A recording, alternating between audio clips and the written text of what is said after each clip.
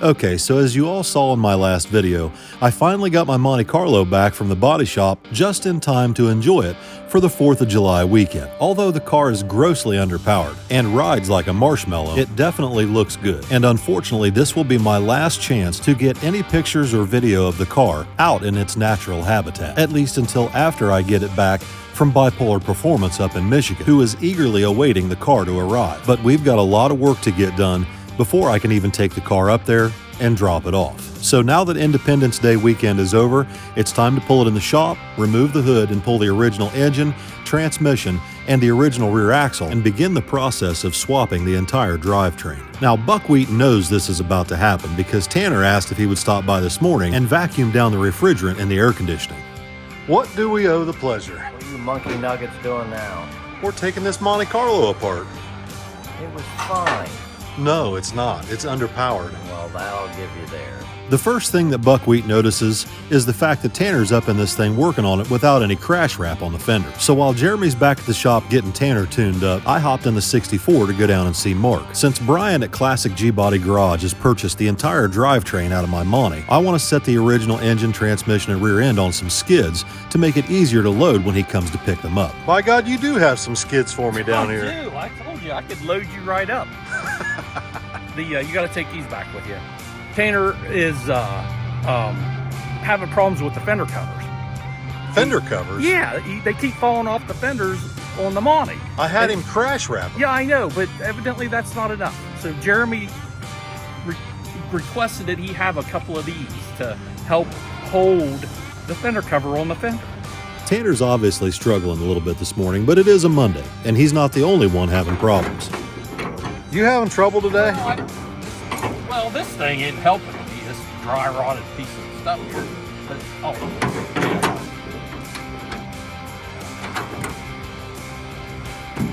Probably better get a couple bags of floor dry while I'm here since Bucko showed up. Oh, you better get 2, or 3.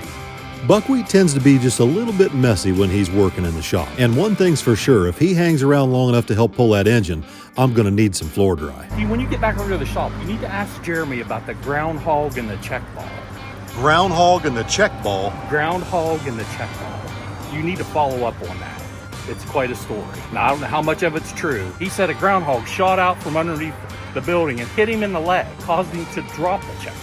Now, he called me about a week ago and told me he was looking for a check ball that he dropped on the ground working on this DT466. And I explained to him if he was working in the shop on the concrete floor, it wouldn't be a problem. Oh, he's full of shit. Well, I'm just saying, that's what he said. So he's in a panic and he needs a check ball. Well, he thought I had one on the shelf. I'm like, I don't have any check balls in the stock. He told me about this check ball story over a week ago. Did he really? But he didn't left the groundhog part out, didn't he? No, he didn't say shit about no groundhog. Yeah. Well, that's what it all. That's what he told me he was thing. Underneath the hood of that truck and he dropped it and he couldn't find it. Yeah. Well, it was evidently because a groundhog sideswiped it. Oh, bullshit. Yeah, that's what he said. Now, I don't know if you've noticed this or not, but Bucko never makes a mistake. If something happens, it's always someone else's fault. And this time, it's an imaginary groundhog. I'm getting prepared to have you work in my shop. Oh, yeah? At least by the time I got back to the shop, the Monte Carlo was crash wrapped and fender covers were in place. What's this story all about you and a groundhog? Groundhog. Chumpy said you got sideswiped by a groundhog. Oh, which one? Which one? There's more than one groundhog swipe. The farm groundhogs, and then here's my house groundhog. You've just been overrun by groundhogs, evidently. Well, I sent Bucko home to deal with his groundhog problem and work on a dump truck. That poor guy, whoever owns that dump truck, that truck's been down for a week.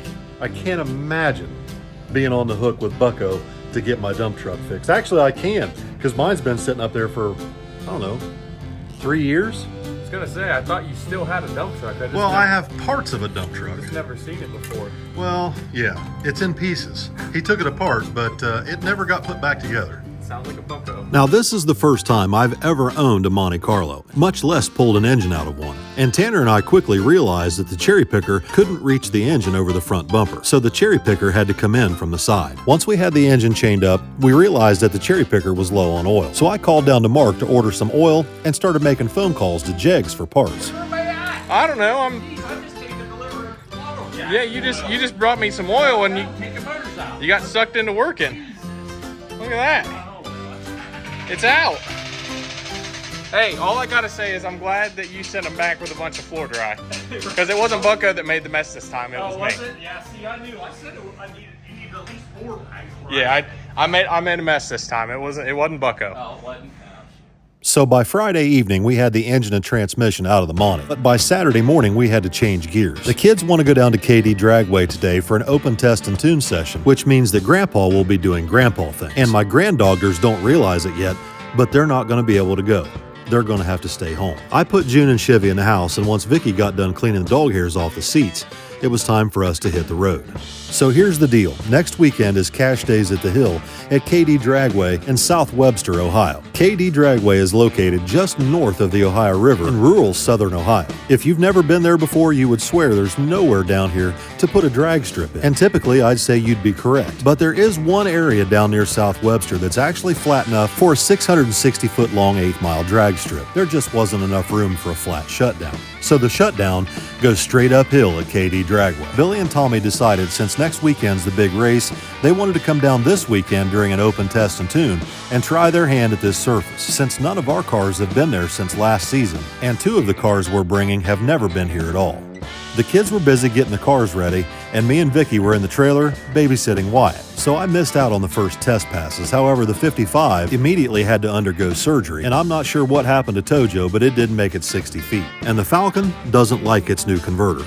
After surgery, the 55 did manage to make a couple test hits with a new driver. You'll have to tune into Street Racing Channel to see who's going to be driving the 55 next weekend. Anyway, after the kids got the 55 straightened around and made a couple hits, it was time to load up the Falcon and Tojo and head back home, so we can hopefully get these cars fixed for next weekend. Welcome back, everybody. It is now Sunday, and I'm out here in the shop for a few minutes.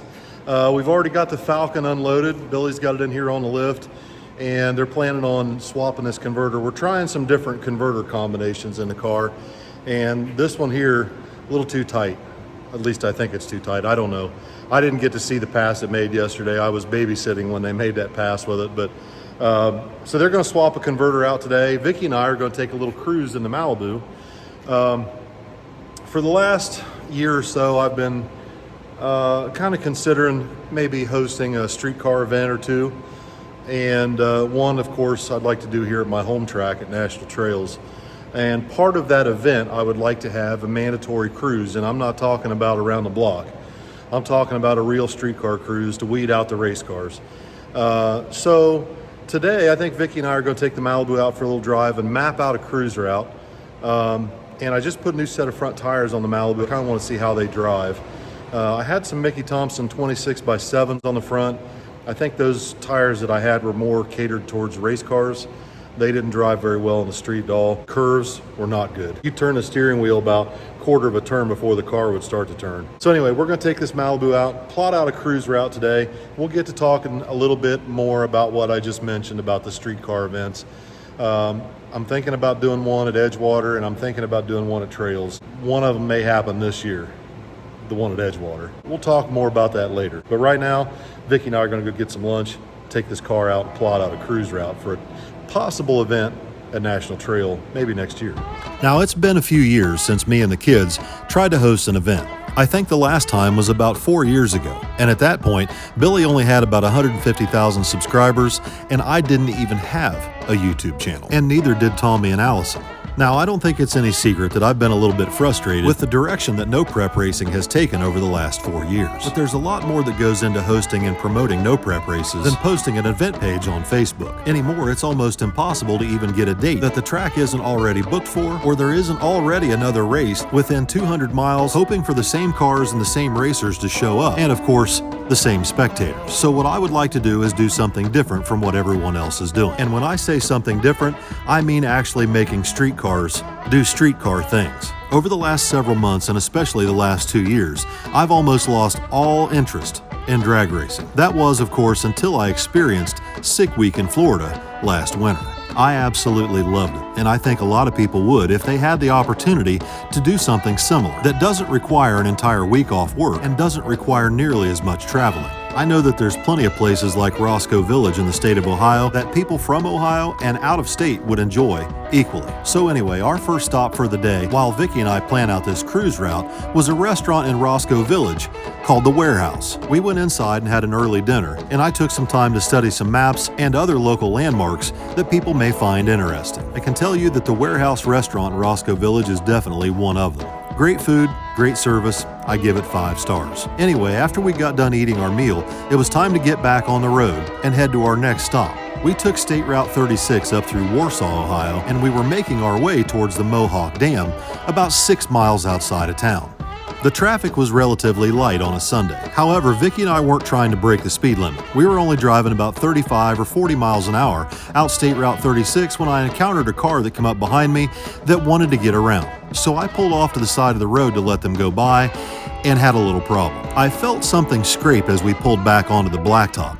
I didn't realize I had ruptured the oil pan, and had it not been for the smoke that I noticed in the rearview mirror, I likely would have destroyed the engine in the Malibu. By the time I looked down at the oil pressure gauge, it was on 0. So I quickly shut off the engine and pulled the car off on a township road and climbed under the car to view the damage. It was at this point that I realized our comfy Sunday cruise in the air conditioning was over, and Vicky and I are going to need some help to get this car home.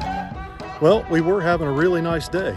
I had somebody tailgate me a little bit, and I kind of pulled off the side of the road to let him go around, and evidently I drug the oil pan on the Malibu on something, put a hole in the oil pan. I pulled back out on the road and I could see smoke coming out of the car behind me. I was like, what the hell is that all about? I looked down at the oil pressure gauge, it's on 0. So here we are, stranded. So I called Uncle Bob. Now, as you can imagine, Vicky wasn't too happy with the situation either, but she does her best to remain positive. Describe the situation. Well, at least we're off the main road in this beautiful setting while we wait. And it's hotter than holy hell. I'm not hot. It's beautiful out. That's because it's still freaking air conditioned inside the car. No, it's beautiful out. Hey, at least I did go to the restroom at the restaurant. That way, I'm not dealing with that. Not yet. Bob's at the campground. Where's that? I'm not sure. So we're ruining his day. We're ruining everything. Well, how far away is Addie? Aren't they out this way? No. No. To add insult to injury, I realized that when I got down underneath the car, I covered myself in tar. What? I laid down on this damn chip and seal road to look underneath the car. Yeah, and it's 100 degrees out, so now you're chip and sealed. Don't start with me. I'm having a rough day here. I'm hurting, Linda. Wish I had a feather pillow right now because I'd throw it on you.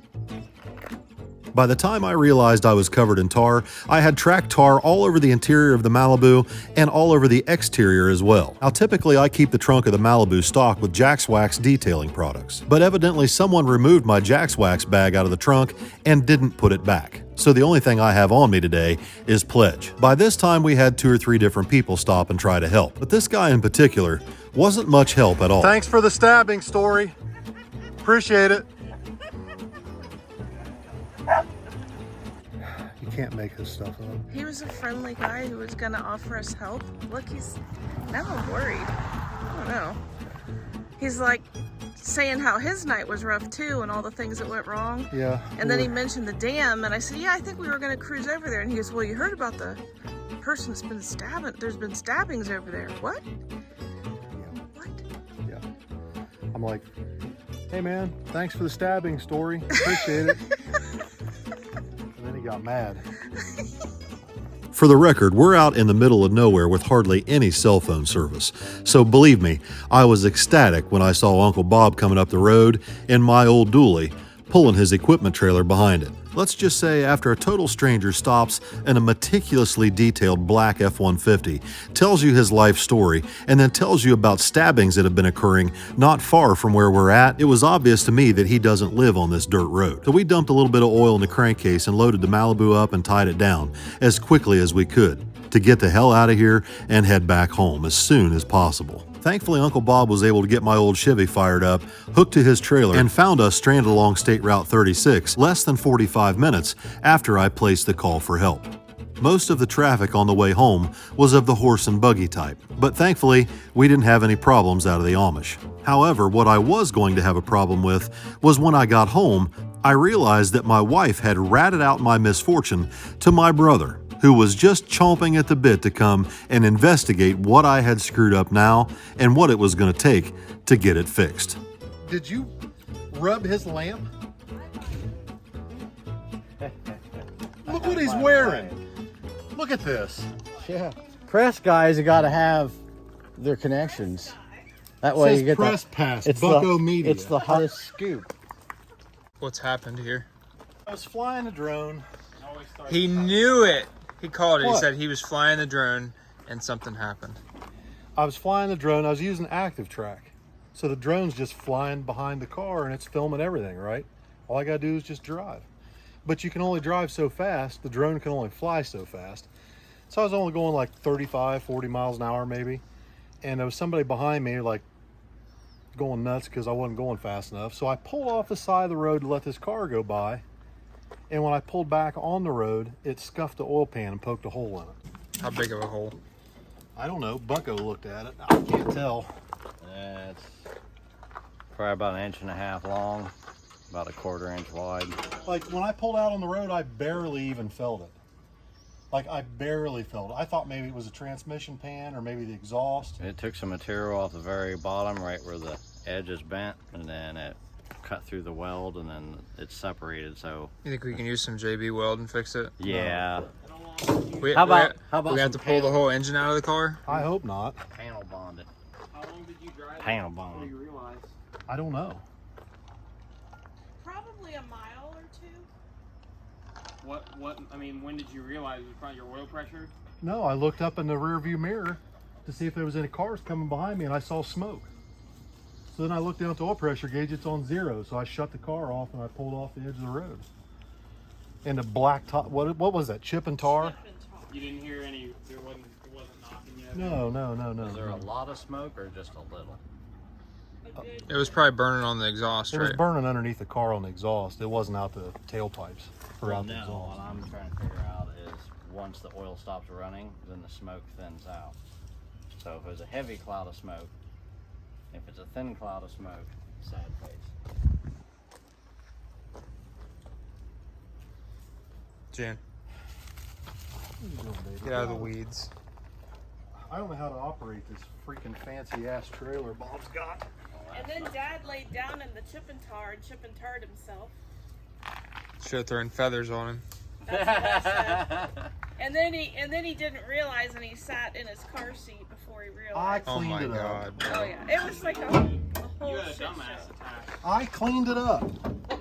He pledged himself on the side of the road. We've been having a lot of dumbass attacks lately, us family.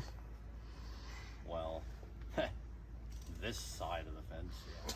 What happened with your gopher the other day? Yeah, or your, let's talk or your, about the gopher. or your The groundhog. groundhog? That was a $14 part fixed. You spent a week chasing the freaking thing, and you drove Mark Didn't nuts chase it. looking for a I freaking called check him a ball. one part and he had a gasket. Good thing I called it from 2 places. So that brings us to Monday morning, and now it's time to get a game plan in place to fix the Malibu. Kill! Kill! Kill! Wrong person. Oh.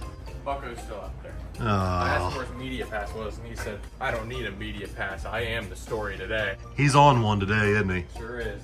Kill June! Kill June! Sick him! Kill! Kill! Kill! Kill! No, no! Oh. Who lets you out when they leave you behind? Well, did you bring your welder? Not yet. Oh, you've got to get ready to get ready to get ready. All right, right. Who's been messing with my shit? Me, I fixed it. What'd you fix? I closed it up, so all you have to do is weld it down. I still had Oh. to trim it. Oh. So when he ground, the very edge is paper thin. It ain't gonna hold. It's gonna blow and go. So there you go, Tanner. You fouled up his whole operation. Now it's gonna take an extra 5 hours. Clearly, Bucko doesn't want any help working on the Malibu.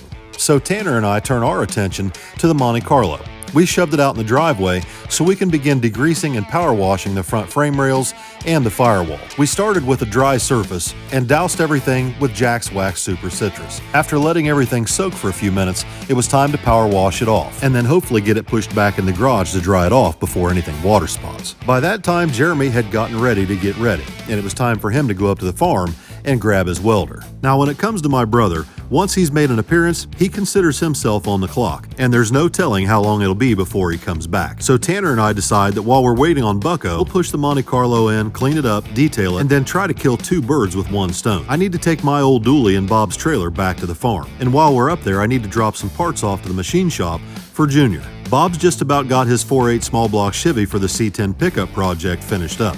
He does need a couple more parts though. Mainly, he needs the blower, the intake manifold, and all the hardware to bolt it on. So Tanner and I are going to load all this stuff up in the El Camino, and then we plan to use it to haul my engine for the Monte Carlo back home from the machine shop. All right, so we got everything loaded up. We're headed up to Bob's. Bob's got Billy's 408 engine done for the C10. It's been done. He's just been waiting on Billy to bring him the blower and the intake and the hardware to finish it. My engine's done for the Monte Carlo, so we're going to go pick it up and bring it back. And we're going to take this truck and trailer back to Bob. My old dually's been sitting up at Bob's farm since I bought Bob's GMC, and Bob just uses it from time to time to haul scrap and whatever. So thankfully it was up there when we needed it yesterday, and Bob let me borrow his trailer, but I'm going to take it back up to him so Bob's got a truck up here at the farm and in case he needs it, you know what I mean? So we're going to go grab a bite to eat real quick. We're going to stop and get lunch on the way up. But I'm not going to tell Buckwheat that, because if I told Buckwheat we're going to lunch, then he wouldn't show up until tomorrow. We'll see how Tanner likes driving my old dually. It's been sitting up here at Bob's for so long that the tires, I think, got flat spots on them, and it just beats you to death. It's terrible. I bet he's really enjoying riding in that thing. At least the air conditioning does work in it. It blows cold, but the rest of the truck is pretty rough. Now, my old Chevy pickup isn't much, especially to look at. It's got 370,000 miles on it.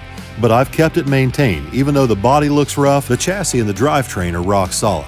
And with the mileage that it has, if I were to sell it, I wouldn't get enough out of it to make it worth my while. I'd rather just restore the body on it at some point and keep it for a spare tow vehicle, maybe for Tommy and Allison. Anyway, once Tanner and I dropped the dually and the trailer off at the farm, we jumped back in the El Camino and headed over to the machine shop, where Bob was finishing up readjusting the valves on my 440.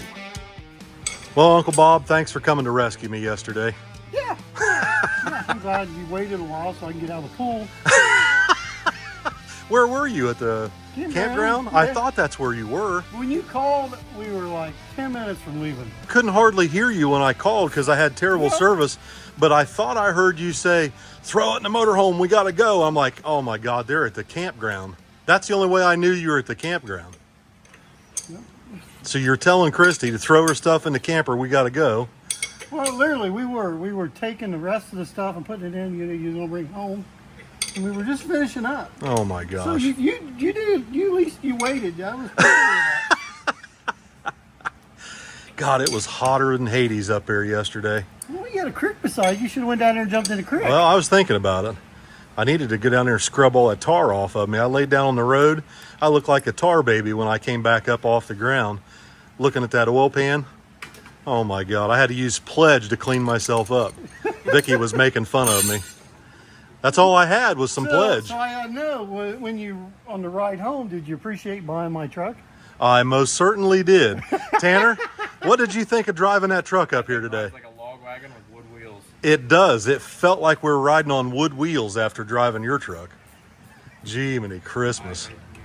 I don't know how we managed to go all those places all those years. I genuinely think that having the big trailer on the back of that thing made it ride a little bit better. Oh. Having weight on the back of it, but dude, that open trailer on the back of that thing. It just beat you to death. Vicky was complaining all the way home. I said, I bought another truck. I bought Bob's truck. That thing rides terrible compared to that GMC. And that GMC doesn't ride the best. After thanking Bob numerous times for coming to our rescue yesterday, it was time to back the El Camino in the shop and load up the engine for my Monte Carlo so we can take it home.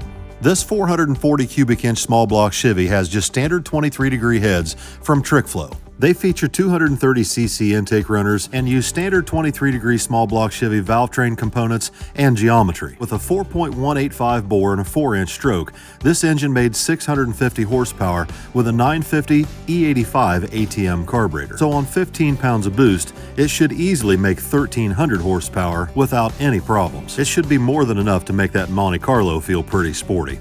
Anyway, by the time we got back to the shop, I was pleasantly surprised to find out Bucko had finished the repairs to the oil pan and already put a quart of oil in the engine. Well, is it leaking?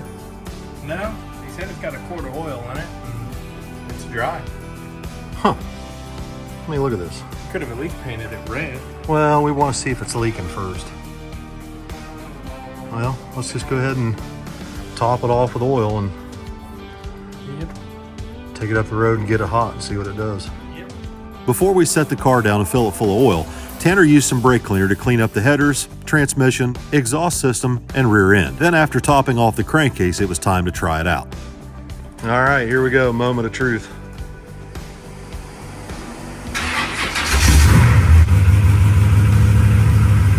What's oil pressure say? 85. 85? Typically, the Malibu has 75 to 90 pounds of oil pressure cold when you first start it up. Outside of the typical piston slap that you hear when the engine's cold, the engine sounds completely normal. I don't hear anything.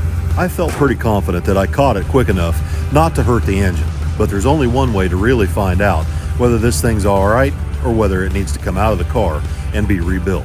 So me and June Pup back it out of the garage and we decided to take it up the road for a little test drive.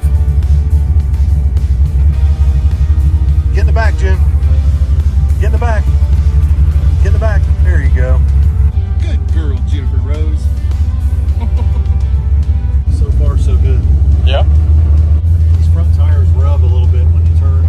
Yeah. I'm just gonna have to put some new front springs in this thing and raise the front end up at least an inch. Yeah. It sits too low. I didn't realize how low it sits until I was taking that drone footage of us driving through Roscoe Village. And that's the first thing I noticed when I started to edit the film. I was like, oh my God, I never realized that that oil pan sits that low. I mean, it's pretty freaking low. Yeah. 95 pounds oil pressure. Come on. I think it's going to survive. I think it's good. Thank God, because Bob doesn't need any more tore up shit. I don't really want to take the motor out of this thing either. No, I didn't either. 'Cause it's taking the motor out of this it's a pretty good undertaking. Like, there's a lot of stuff. You know, the nitrous kit, the air conditioning, and the headers, and it's one of those things where you don't mind working on it once, but it's not something you want to work on constantly. Like, that's why I don't race it that much, because I don't really want to tear it up, because it's a lot of work to take it apart to fix it if you do tear it up. Well, we'll take it around the block, we'll put it back in the shop, put it on the lift, and if it holds oil, we'll go ahead and put some paint on that pan. Yep. Is that okay with you, Jennifer Rose? She's mad. She's been left at home all weekend, no rides. So she's upset. This morning when I went to go to Bob's, oh my God, she was at the door of every vehicle. Like, she was pissed off Saturday when we left without her. Then we left again on Sunday. Poor thing. She's just back here smiling. She likes to ride. You got kisses for Pepple? You got kisses? Give me kisses. I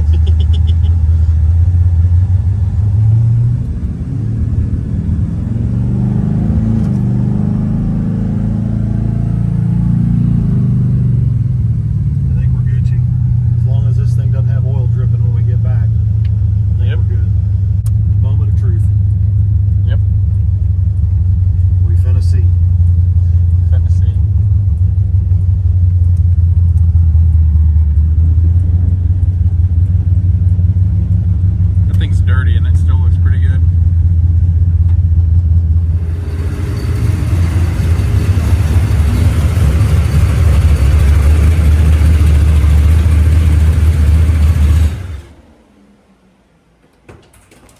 She immediately hopped in the front seat when I got out. She knows her spot. Ain't that right, June? She loves her paddle.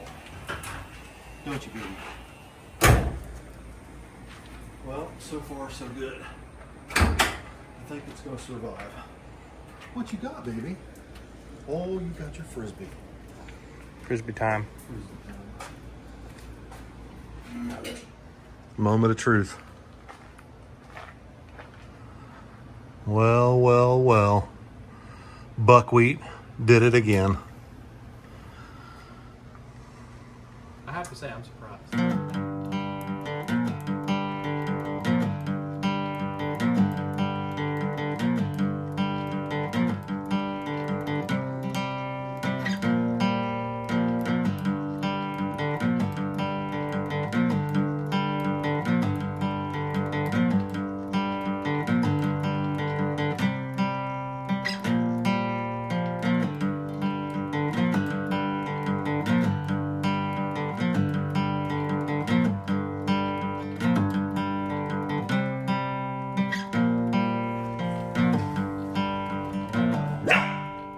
Kill.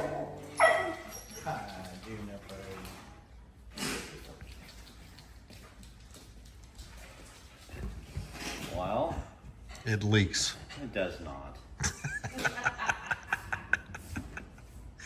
shit with me.